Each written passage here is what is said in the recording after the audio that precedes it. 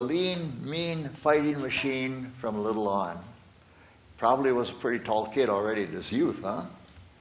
And trained in the art of warfare, equipped with the best army and armor and so forth.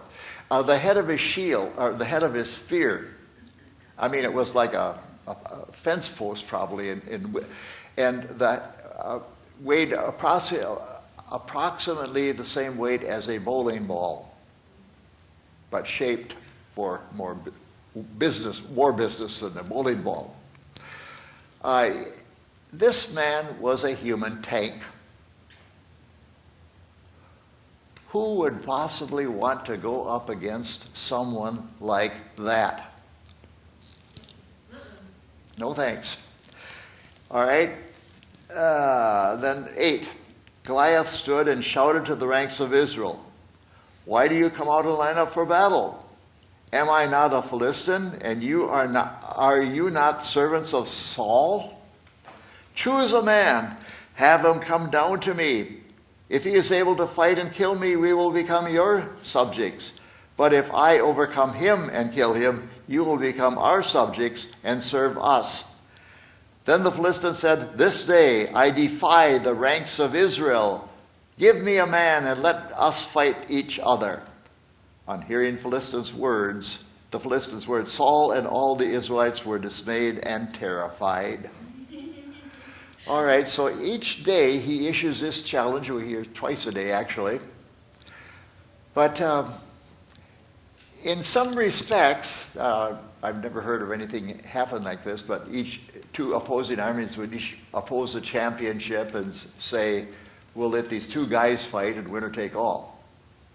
In a way, there's a little logic to that, isn't it? I mean, why have all these soldiers on both sides fight each other and kill each other? Let's have two men go at it, mano a mano. But that's not the way wars are fought. But it's really daring the Israelites to come out and fight. Let's see, I guess there's not, then let's go to verse 12 and following. Now David was a son of an Ephrathite named Jesse, who was from Bethlehem in Judah. Jesse had 8 sons, and in Saul's time he was old and well advanced in years. Jesse's 3 older sons had followed Saul to war. The first born was Eliab, the second Abinadab, the third Shammah. David was the youngest. The 3 oldest followed Saul, but David went back and forth from Saul to tend his father's sheep at Bethlehem. Okay, so the 3 older sons of Jesse, David's 3 older brothers, were in the army. And David, going back and forth, that was because of his job, if you will, of soothing Saul when he got into this funky mood. 17. Now Jesse said to his son David, "Take an ephah of roasted grain and these 10 loaves of bread for your brothers and hurry to their camp. Take along these 10 cheeses to the commander of their unit. See how your brothers are and bring back some assurance from them. They are with Saul and all the men of Israel in the valley of Elah, fighting against the Philistines." So isn't this a very fatherly thing to do? He wants to find out how his older sons are doing in the army, knowing that they're in some danger being in the army and facing the Philistines and so forth.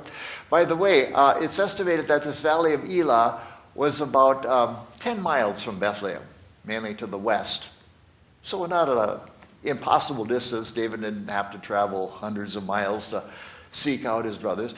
And what a fatherly thing to do. Via David, Jesse sends a care package, we might say.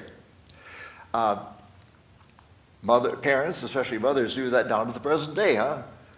Mail some cookies to my son in the army, or whatever.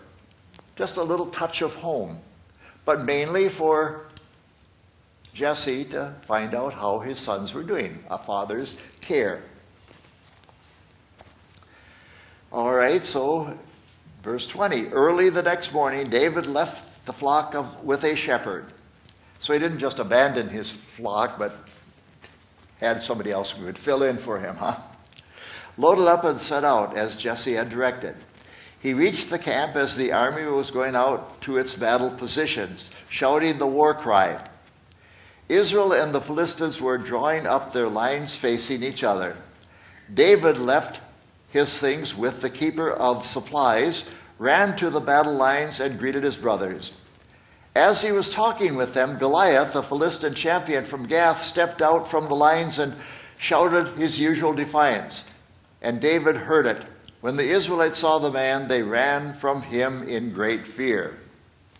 All right, so in battle, I suppose to some extent it can happen even to the present day. But going back to Civil War times, if you ever done any history, generally speaking, in the battles, at least before Gettysburg, the South usually won. And yet the North had superior numbers and superior supplies. What often was the difference in a particular battle was the rebel war cry. Now, we don't know exactly what it sounded like, but when the two armies were lined up against each other, and whichever side would attack, and the battle would actually begin, there'd be this shriek that the Confederate soldiers would make, which would sort of send terror into the oncoming enemy.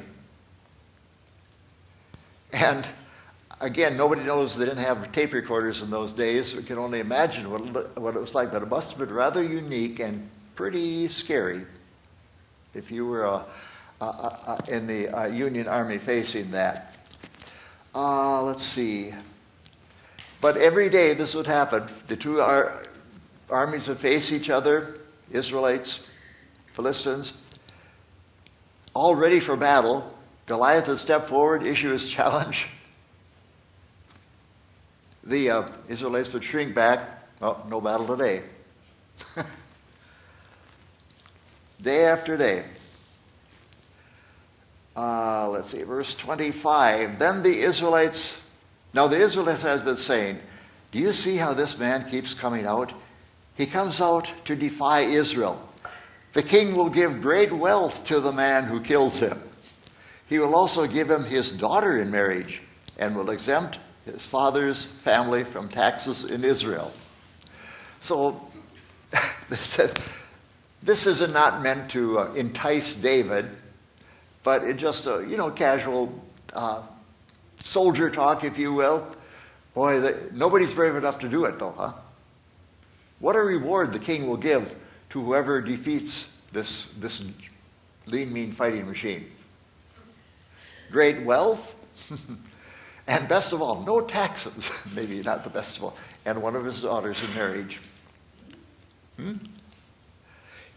And we can understand why. I mean, such a man who would actually go out and kill that would become a national hero. And, of course, David did later become that.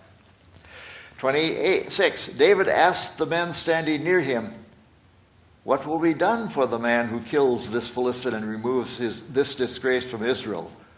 Who is this uncircumcised Philistine that he should defy the armies of the living God? So we get not a little hint, but a big hint of what's David's motive throughout here. He doesn't say, oh boy, if I could just do that giant in, I'd be set for life. Favorite of the king, national hero and all that. No, not tempted by that at all. He is incensed because Goliath is defying the true God. Let's see.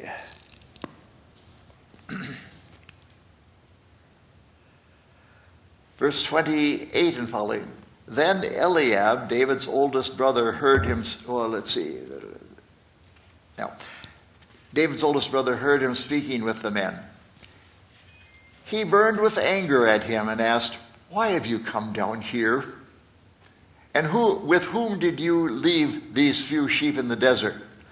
I know how conceited you are and how wicked your heart is. You came down to watch the battle.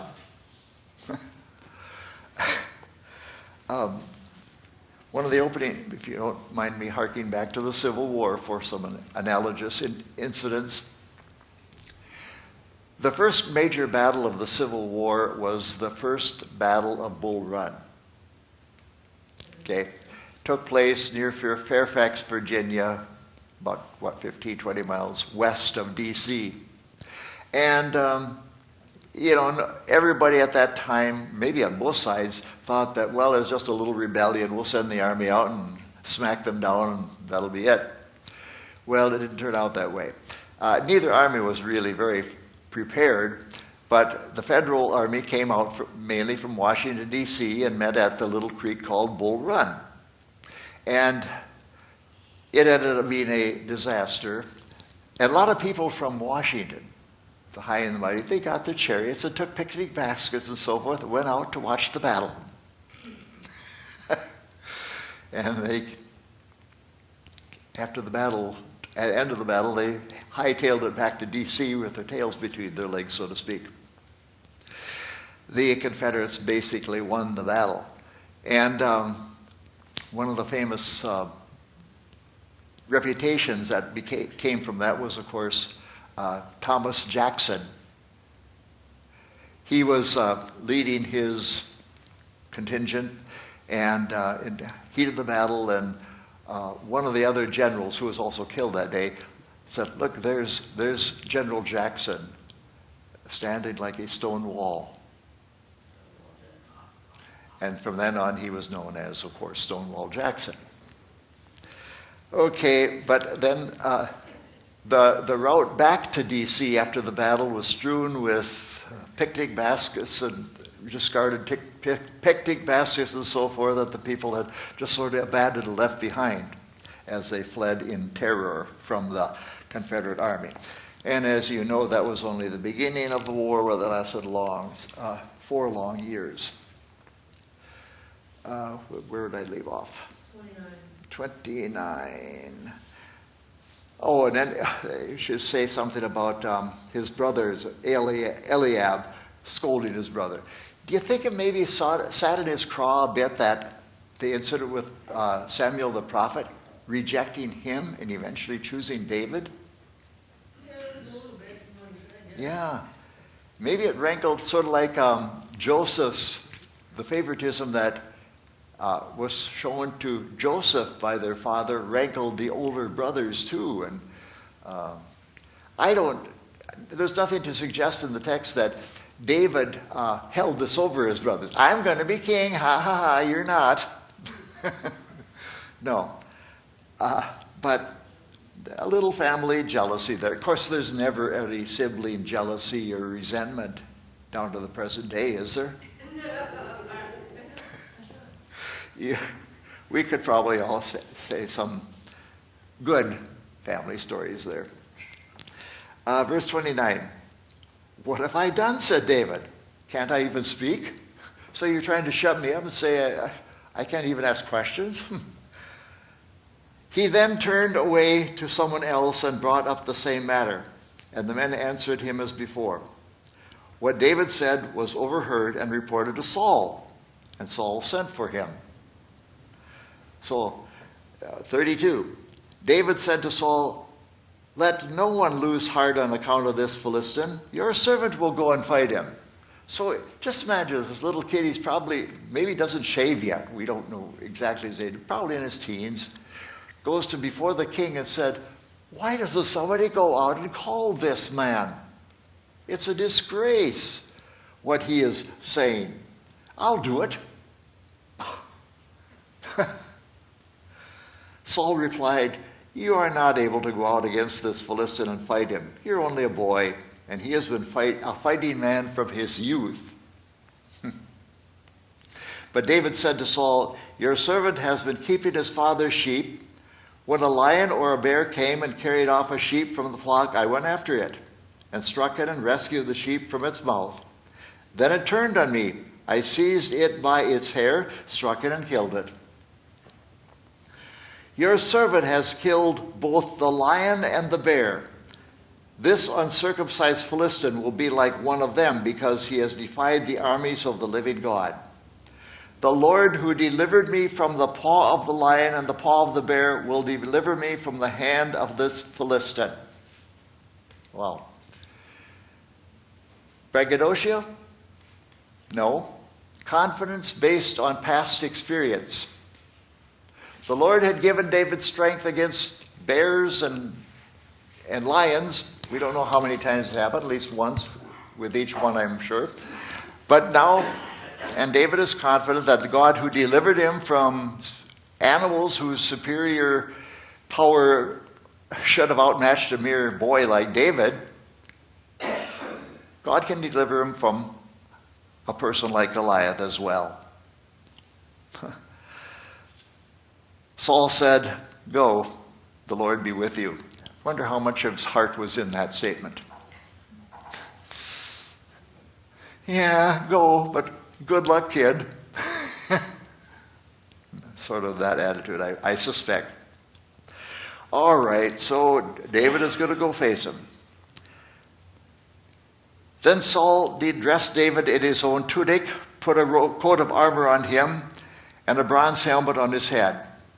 David fastened on his sword over the tunic and tried walking around because he was not used to it.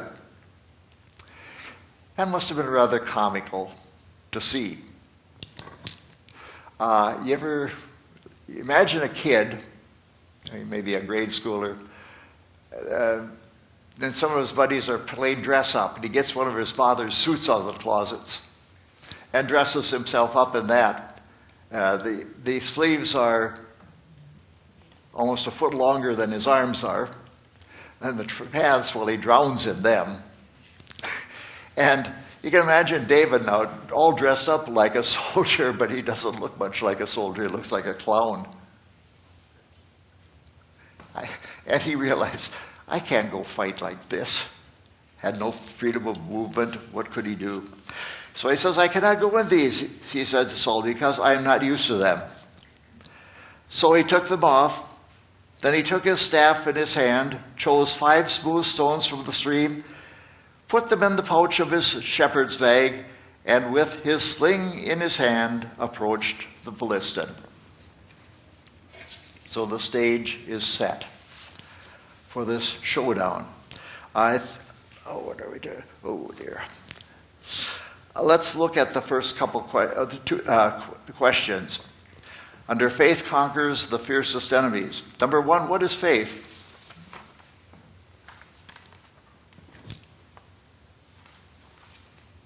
Yes? Trust. Believing without seeing. I'm sorry? Believing without seeing. It can be in many cases. It depends on what we're talking about. Faith is no more effective than the object of our faith. Now what does David put his faith in? Well, let's put Saul first.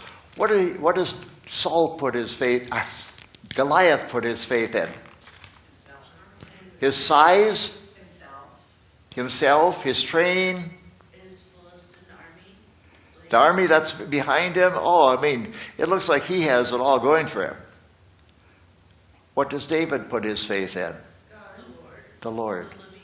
Yep, the living God.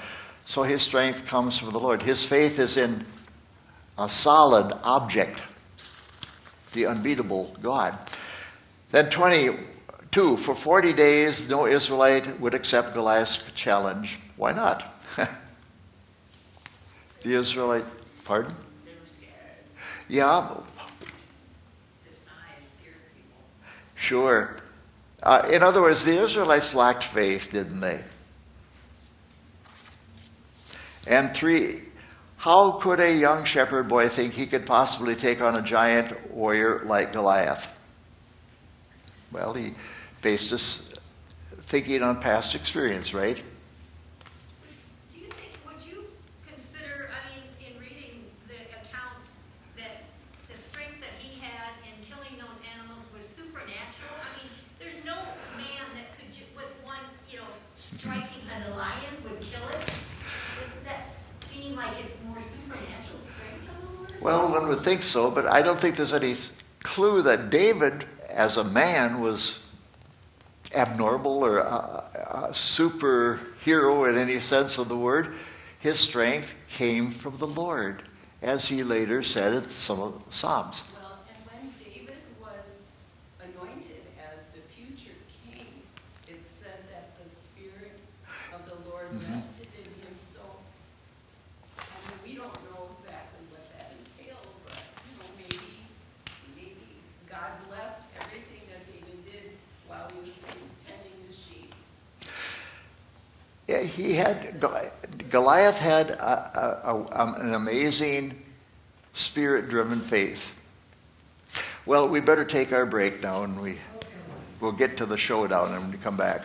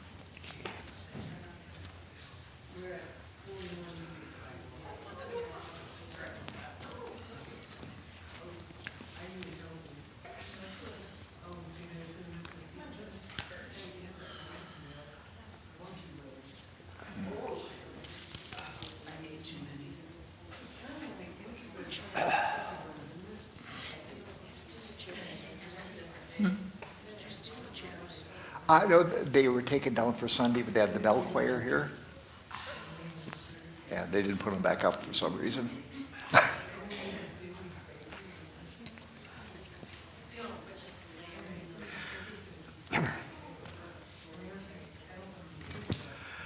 Okay, let's get back at it. And when you're up here, the time goes a lot faster than you sit it out there. Either I talk too much or... Anyway, the stage is now set. Somebody has called what we're about to witness now, we're review now, the most lopsided battle in history. And in many cases it was. If Las Vegas would give odds on the fight, they probably wouldn't even give odds. It'd be too obvious who was going to win this battle. And it's sort of interesting that even before the battle begins, David gives Goliath fair warning. Goliath doesn't have a chance. We'll read that and expound upon that pretty. So we'll continue with verse 41 to the end of the chapter. Meanwhile, the Philistine, with his shield bearer in front of him, kept coming closer to David. He looked David over and saw that he was only a boy, ruddy and handsome, and he despised him. Yeah, it's sort of like a champion embarrassed or insulted because they'd sent such a little run kid out to face him. He said to David, "Am I a dog that you could come out with sticks? Come at me with sticks?" And the Philistine cursed David by his gods. "Come here," he said, "and I'll give you your flesh to the birds of the air and the beasts of the field." David said to the Philistine, "You come against me with sword and spear and javelin, but I come against you in the name of the Lord Almighty, the God of the armies of Israel, whom you have defied. This day the Lord will hand you over to me, and I will strike you down and cut off your head. Today I will give the carcass of the Philistine army to the birds of the air and the beasts of the earth, and the whole world will know that there is a God in Israel. All those gathered here will know that it is not by sword or spear that the Lord saves, for the battle is the Lord's, and he will give all of you into our hands."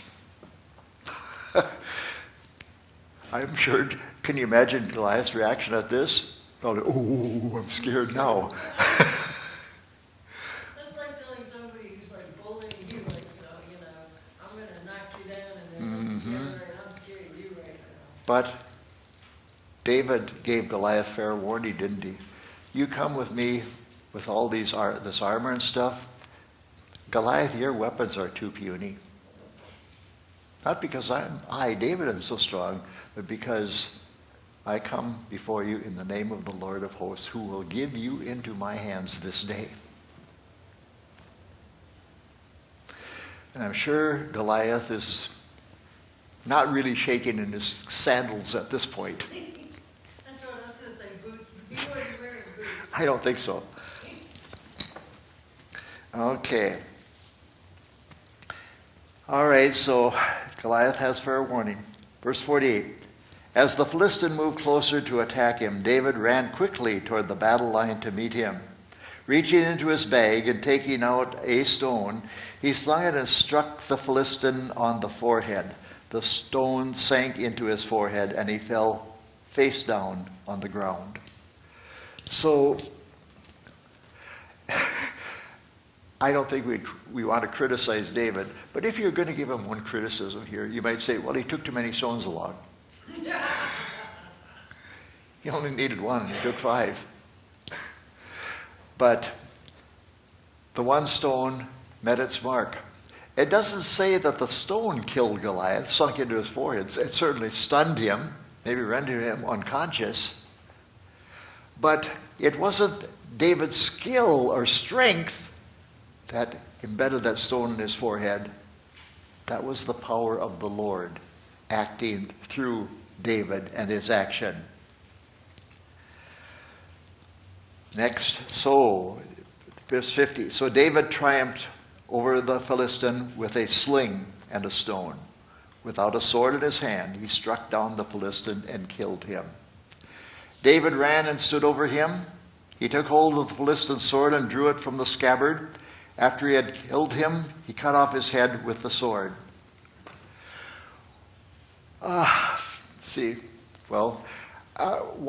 cut off his head? Yeah, well, make sure he's dead, but also, remember there's two armies watching this. Like a trophy? Yes, sort of. It was a sign of triumph. But, so everybody on both armies could see, this guy is dead. The mighty has fallen. Goliath is no more. When the Philistines saw that their hero was dead, they turned and ran. Then the men of Israel and Judah, they suddenly have courage now, surged forward with a shout and pursued the Philistines to the entrance of Gath and to the gates of Ekron. Their dead were strewn along the Saurain road to Gath and Ekron. When the Israelites returned after chasing the Philistines, they plundered their camp. David took the Philistines' head and brought it to Jerusalem, and he put the Philistines' weapons in his own tent. As Saul watched David going out to meet the Philistine, he said to Abner, commander of the army, Abner, whose son is that young man? Abner replied, as surely as you live, O king, I don't know. The king said, find out whose son this young man is. As soon as David returned from killing the Philistine, Abner took him and brought him before Saul, with David still holding the Philistine's head. Whose son are you, young man? Saul asked. David said, I am the son of your servant, Jesse of Bethlehem. Let's go to the questions under in God's battle, the strength of man never determines the outcome. Number one, how did a boy with a sling and a small stone overcome a seasoned soldier like the giant Goliath? God was with him. Sure. I mean, he couldn't have done it on his own. I mean, that one stone. And Goliath being, who he is, a trained soldier, it's like, you wouldn't think this one stone would stun this giant. So the only reason that giant was dead is because he had God with him, he had the power of God with him.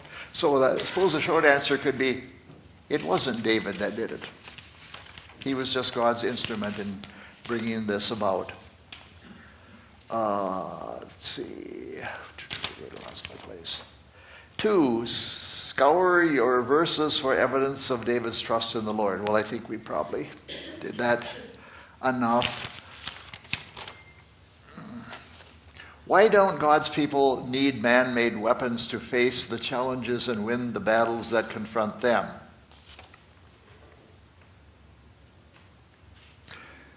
Well, I think that's a little bit deceiving, don't you?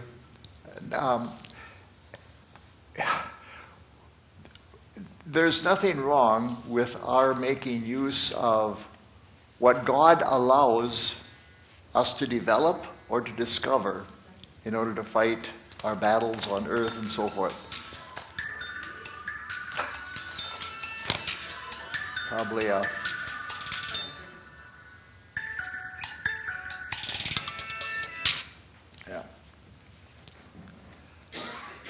We're not going to buy any today. It's sort of like what I said earlier.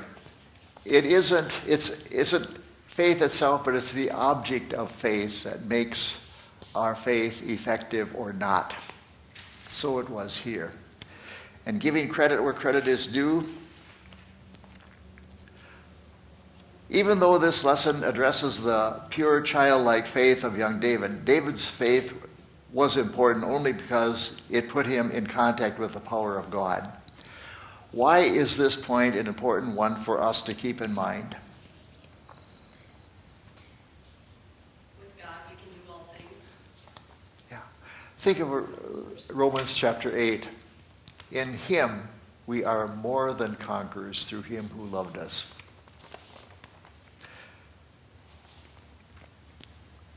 And when might David's words in 1 Samuel 7 verse 4 be especially meaningful for us? Can you think of a fellow Christian who might need to hear them right now? What is 17:4?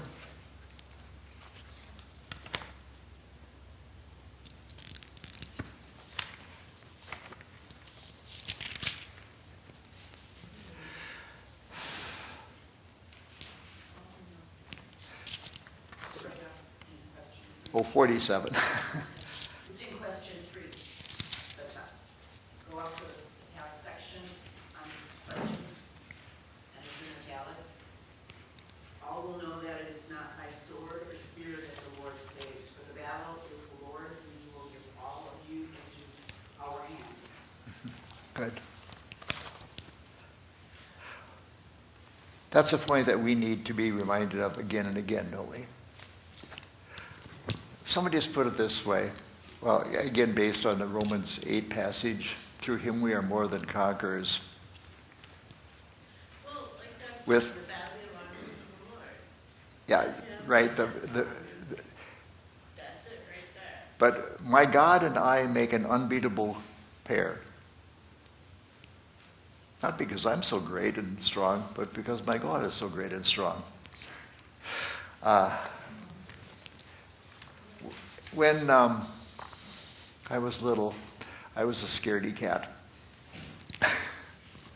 And I had an older brother, almost 10 years older than me. And we shared a bedroom. And there was some hot summer nights. He was out on a date. And I was in bed by myself up there. And I would never go to sleep until I could hear that flathead V8 in his 39 Ford come over the hills toward home. My brother was home and I was safe. That's sort of the way we can all feel too. There's going to be challenges in life. We're going to have our ups and downs. But with our God, we are an unbeatable pair. And let's see. Summary, let's just look at that. Goliath's sword was a trophy. Well, I think maybe we've said enough. Any other questions that you might have? Next week, I think our lesson is on friendship. The friendship of Jonathan and David, Saul's son. Okay. Well, thank you.